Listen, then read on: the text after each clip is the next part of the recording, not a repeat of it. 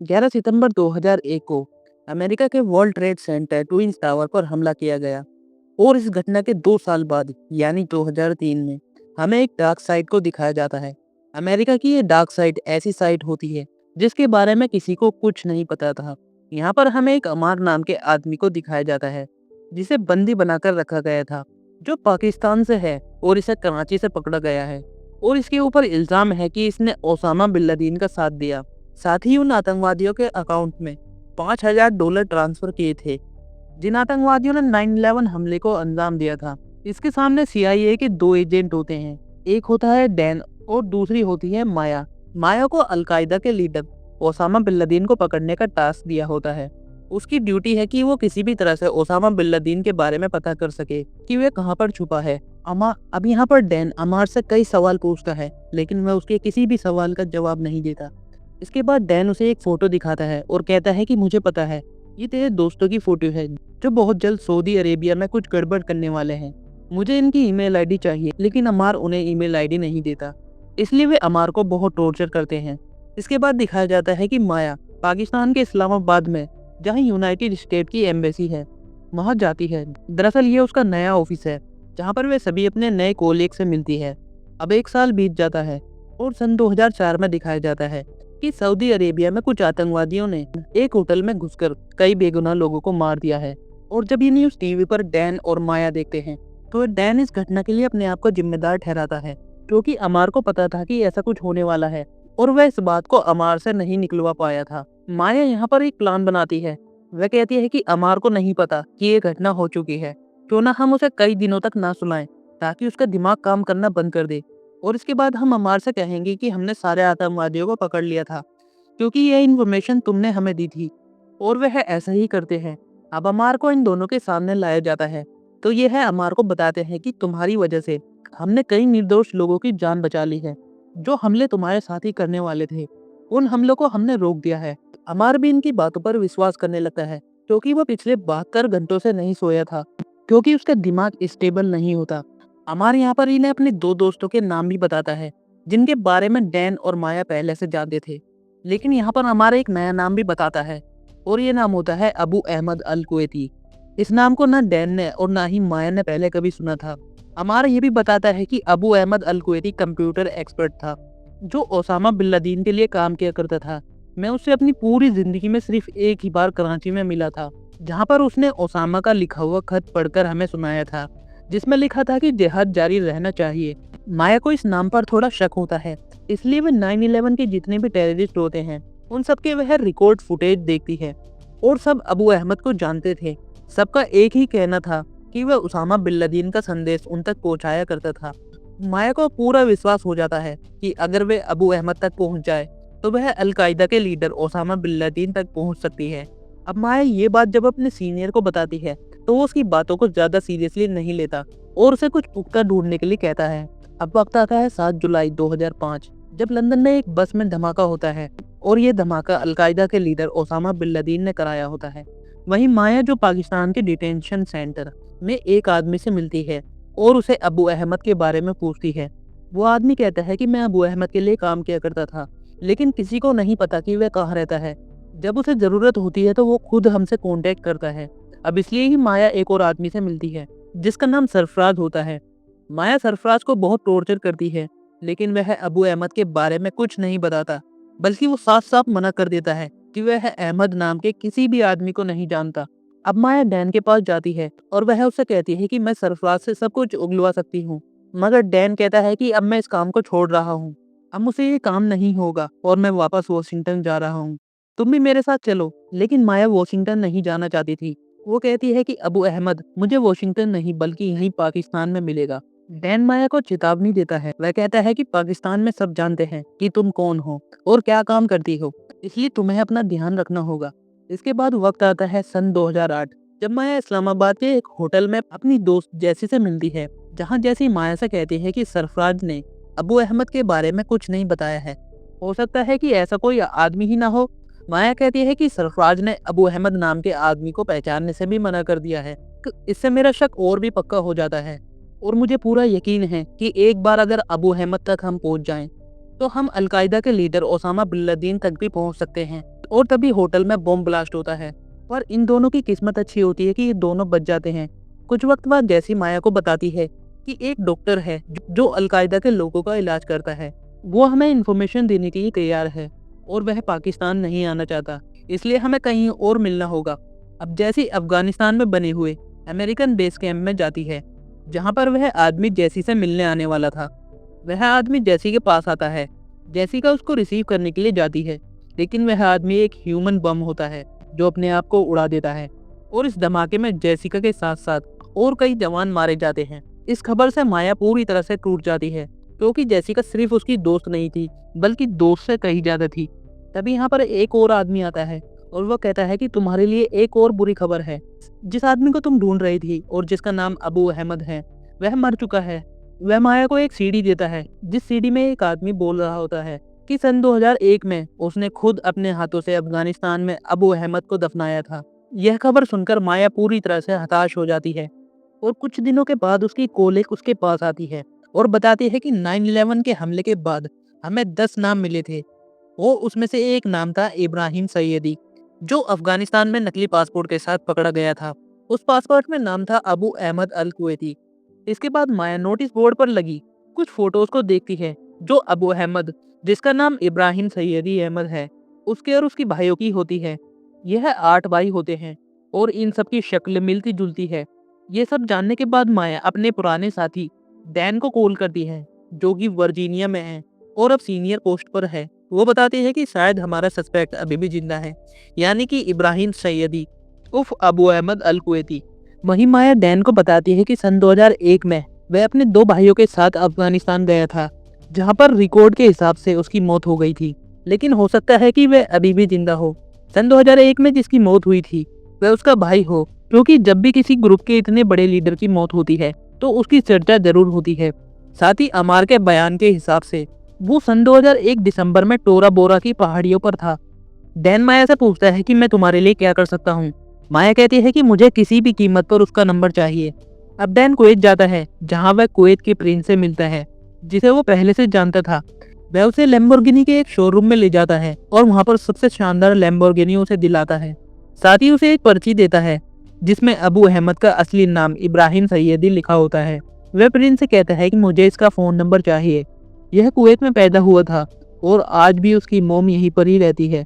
Prince इस number को arrange करवाता है और अब यहाँ से ये अबू अहमद को ट्रैक करना शुरू कर देते हैं। हालांकि उसका नंबर हमेशा बंद रहता है, लेकिन जब उसका फ़ोन ऑन होता है तो उन्हें पता चल जाता है कि ये पाकिस्तान के रावलपिंडी टीपू शहर में रोड पर था जब उसने फ़ोन ऑन करके किसी से बात की। वहीं दूसरी तरफ दिखाया जाता है कि 1 मई सन 2010 न्यूयॉर्क शहर में टाइम स्क्वायर के पास एक गाड़ी में एक्सप्लोजिव मिलता है। अगर ये फट जाता तो ना जाने इस हादसे में कितने लोगों की जान जाती। अब इसी चीज को लेकर माया अपने सीनियर के पास जाती है और कहती है कि उसे रावलपिंडी के सेफ हाउस में 4 टेक्नीशियन चाहिए और यही 4 टेक्नीशियन उसे पेशावर में भी चाहिए। मगर उसका सीनियर साफ साफ मना कर देता है। वो कहता है कि तुम ऐसे आदमी को ढूंढ रही हो जिसके बारे में पता नहीं है कि वह जिंदा भी है या नहीं। इस बात से माया को गुस्सा आ जाता है और वो कहती है कि अगर ऐसी बात है तो मैं वापस वॉशिंगटन चली जाती हूँ, लेकिन इसके बाद आपको जवाब देना होगा कि मैं वापस क्यों गई। अब ये सुनकर उसके सीनियर को उसकी बात माननी पड़ती है। अब वहीं CIA के साथी पेशावर और रावलपिंडी में चारों तरफ उन जगहों पर जाना शुरू कर देते हैं जहाँ पर इब्राहिम सैयदी उफ अबू अहमद का फोन एक्टिव हुआ था, लेकिन उसका फोन हमेशा ऑन नहीं रहता। साथ ही ये इलाके बहुत भीड़ भाड़ वाले होते हैं। ये कई दिनों तक उन इलाकों में उसको ढूंढ रहे होते हैं, पर इनके हाथ कामयाबी नहीं लगती।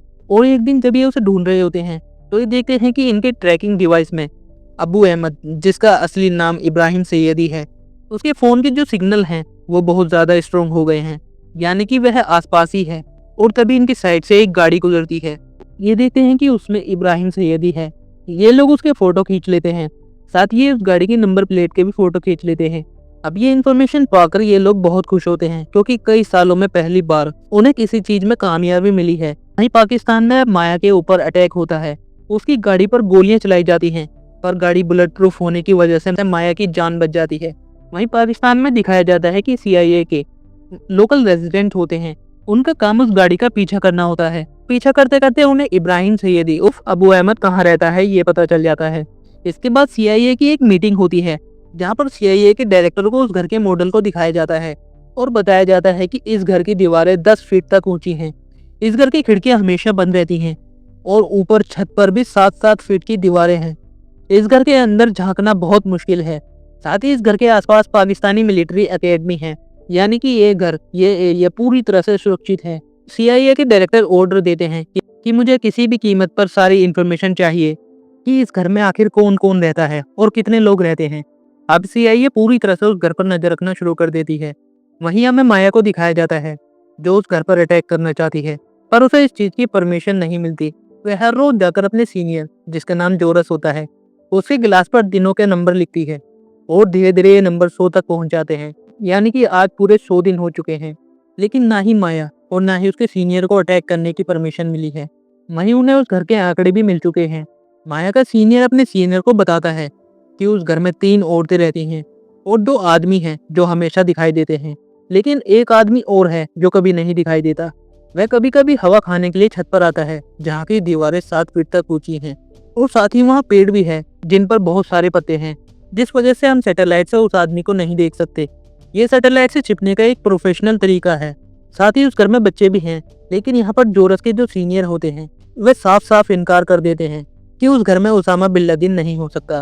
वे कहते हैं कि शायद वहाँ पर कोई ड्रग डीलर हो, या इब्राहिम का कोई भाई हो, या अलकायदा का कोई दूसरा सदस्य हो, लेकिन यहाँ पर ओसामा बिन लादेन हो ही नहीं सकता। अब कुछ और दिन बीत जाते हैं और एक बार फिर से जॉर्ज अपने सीनियर से मिलता है और यह बताता है कि इस घर में इंटरनेट नहीं है और ना ही कोई टेलीफोन कनेक्शन है। इस घर में से कोई फोन नहीं करता और ना ही इस घर के अंदर कोई फोन आता है। और अगर वह रिटायर्ड आदमी है तो उसका स्विमिंग पूल कहाँ है, और ना ही इन्हें कुत्ता पालने का शौक है। और वह अपने आदमियों को सिर्फ उन 2 शहरों से फोन करने के लिए कहता है जहाँ पर अलकायदा का स्ट्रॉन्ग नेटवर्क है। जोरस अपने सीनियर को यह भी बताता है कि हम उनके घर के कचरे का टेस्ट करना चाहते थे, लेकिन वह अपने घर के कचरे को बाहर नहीं फेंकते बल्कि कंपाउंडर में डालकर जला देते हैं। हमने एक नकली वैक्सीनेशन प्रोग्राम भी शुरू किया था ताकि उस घर के लोगों का ब्लड सैंपल ले सके, लेकिन उन्होंने इसके लिए भी मना कर दिया। पर अब भी प्रेसिडेंट के नेशनल सिक्योरिटी एडवाइजर उसकी बातों पर कन्विंस नहीं होते। वे कहते हैं कि प्रेसिडेंट को पुख्ता सबूत चाहिए और मीटिंग खत्म कर देते हैं। जोरस एक बार फिर से उनके पास जाता है और उन्हें कहता है कि आज नहीं तो कल तुम्हें पता चल जाएगा कि उस घर में ओसामा बिन लादेन था, और इसके बाद आप कभी चैन की नींद नहीं सो पाएंगे। ये सुनने के बाद प्रेसिडेंट के सिक्योरिटी एडवाइजर कहते हैं कि तुम प्लान बनाओ। अब जोरस और माया एरिया 51 जाते हैं, जहाँ पर सील के बहुत सारे कमांडो होते हैं। उन्हें एक एयरडोम में ले जाया जाता है, जहाँ पर ऐसे हेलीकॉप्टर होते हैं जो रडार में नहीं आ सकते। वह पूछते हैं कि लेकिन हमें अटैक कहाँ पर करना है। माया उन्हें बताती है कि हमें पाकिस्तान के एक अबोटाबाद में उस घर में अटैक करना है जहाँ पर ओसामा बिन लादेन हो सकता है। अब उनका पूरा प्लान बन जाता है और अब एक बार फिर से फाइनल मीटिंग होती है, जिसमें यह तय किया जाता है कि ये अटैक करेंगे या नहीं। यहाँ पर जितने भी सीनियर होते हैं ये तय करते हैं कि यहाँ पर ओसामा बिन लादेन हो सकता है या नहीं। कोई कहता है कि 40% चांस है और कोई कहता है कि 60% चांस है। और जब माया से पूछा जाता है तो वो कहती है कि 100% चांस है कि यहाँ पर ओसामा बिन लादेन हो सकता है। और माया के इस कॉन्फिडेंस से इनके इस मिशन को परमिशन मिल जाती है।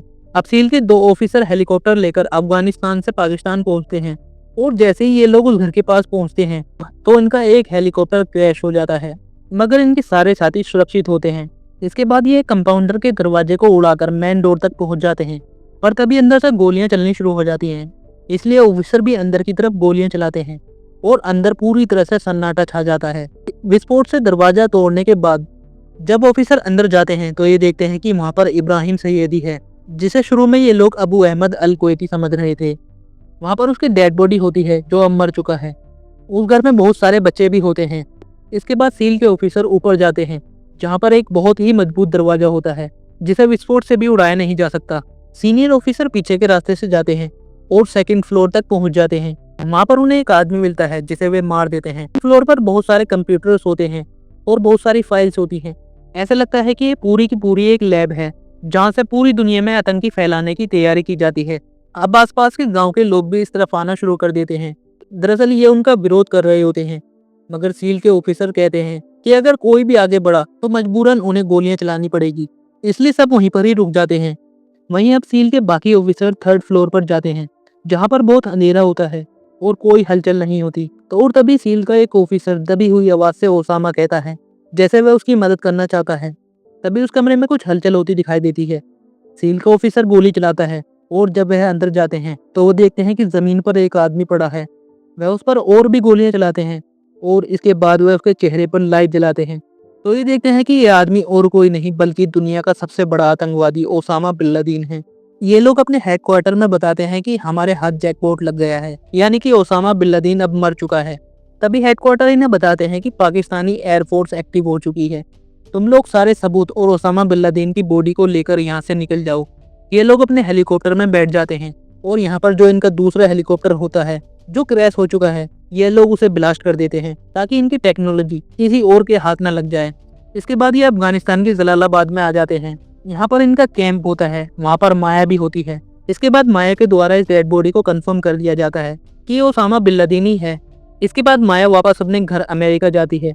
उसकी आंखों में आंसू होते हैं कि अपनी जिंदगी में उसने जो वादा किया था, जिस पर वो पिछले 12 सालों से काम कर रही थी, वो उसने पूरा कर दिया, यानी कि ओसामा बिन लादेन को मार दिया। दोस्तों, ये कहानी सच्ची कहानी पर आधारित है।